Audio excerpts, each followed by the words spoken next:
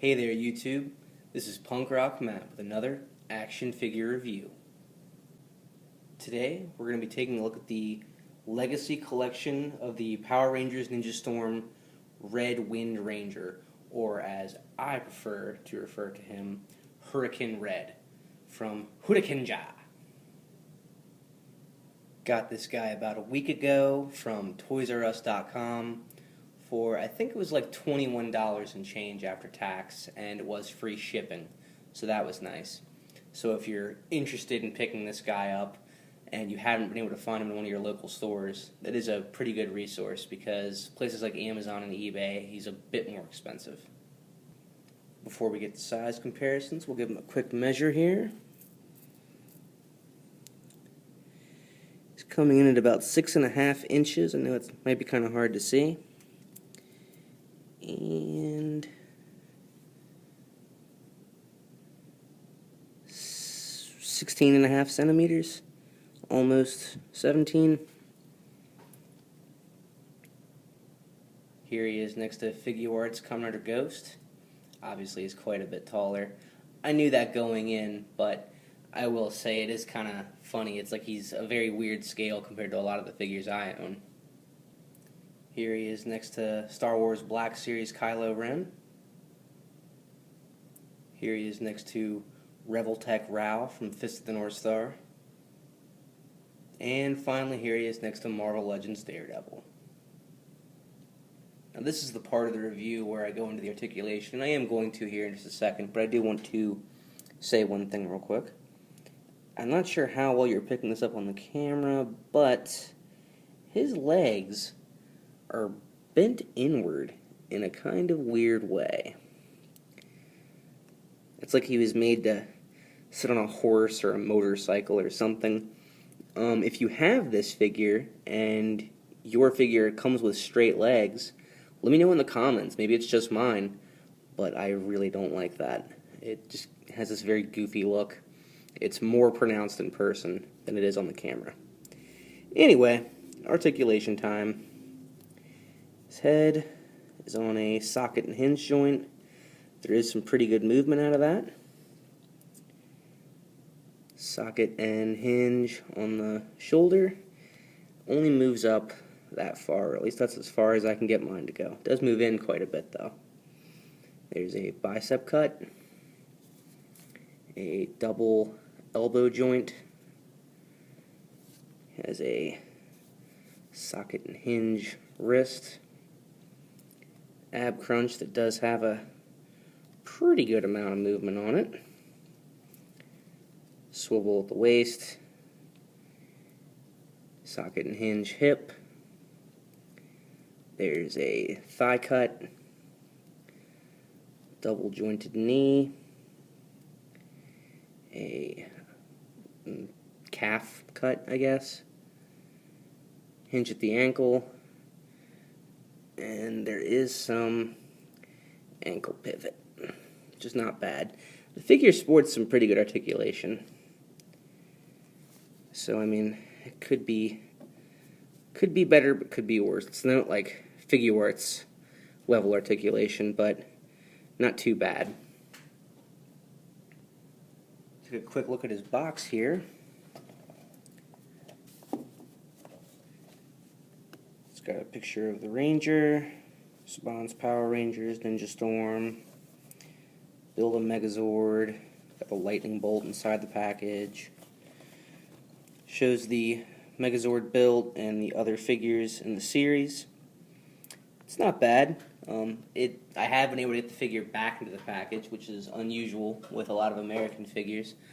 But, of course, it is not like some of your Japanese figures where you can just gently place them in there. I really have to work them back inside that plastic shell. Now let's look at these accessories. First of which is the Build-A-Figure part. This is fairly cool. The back of it is not exactly impressive, but I can certainly forgive that. The head is the only moving part. It's on a ball joint. It's not overly restricted. I don't have the legs, so I don't know how well they move on there, but I will say this is very hard plastic, these little skirt pieces, and they're on a hinge of any type, so could have some restriction there, although I really don't know. I'm just speculating on that, because like I said, I don't have the legs. Then we have his sword, unsheathed, some pretty good paint apps on that, and we have the sheathed version as well. Obviously it's missing some paint there, but that's not a huge deal. Does peg onto his back, like so. That's pretty cool, I think. And he does hold it pretty well, if memory serves. I haven't messed with this guy too much since I got him. It's kind of a pain to get it in there. Do this part off camera. Harder to get into his hand than I remember. I actually put it in there backwards because of just the way it fit in. The sword is pretty soft plastic. It's pretty rubbery. And the hand is very hard plastic. So it's a little difficult to get in there. Comes out just fine though. And those are all of his accessories. So, if you've watched any of my other reviews, you probably already know. I do generally prefer Japanese figures to American ones. I freely admit that, you know. I like them better. They're usually higher quality in my opinion. But there are some good American figures out there. The Star Wars Black Series, Marvel Legends, definitely Ashley Wood's 3A, love those, among others. This, in my opinion, is not a good figure. When I got him and took him out of the package, I was just immediately disappointed. I was like, oh man, what is this? This is not what I thought I was going to get at all. If you're an avid action figure collector, you'll know what I'm talking about here. Sometimes a figure just has a certain feel in your hands. It's like you pick it up and you're like, oh man, this is a quality product.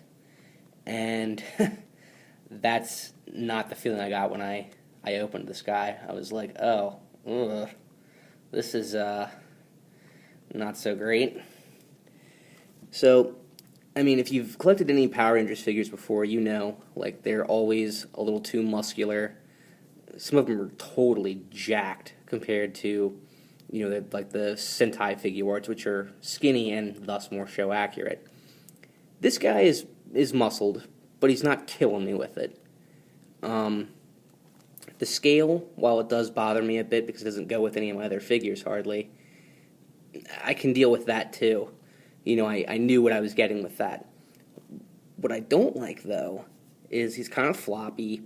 The plastic feels really low quality. The, you know, bent-in legs, some of the weird articulation choices. I don't know. I just don't like him. He just doesn't feel like a cool figure to me. And I've seen a lot of people on Instagram and some other places pretty hyped over these figures. A lot of people are really searching hard to get them. This is the only one I have, and it's probably going to stay that way. If you're expecting something along the lines of a Marvel Legends or a Star Wars Black Series, I'm sorry to disappoint you, but in my opinion, this just isn't on the same level. It's just not a real quality figure. And you can make the argument, well, you know, these are Power Rangers, they're definitely marketed for kids. You know, they're not going to be a higher-end figure. And I get that, totally. However, these kind of are marketed to the more adult collector. They have 5-inch figures that are cheaper and, you know, more, I'm doing air quotes here, toy-esque. These are kind of like the, you know, upgrade from that, or at least that's what I was expecting. And you might get this figure and absolutely love it, but I was pretty disappointed.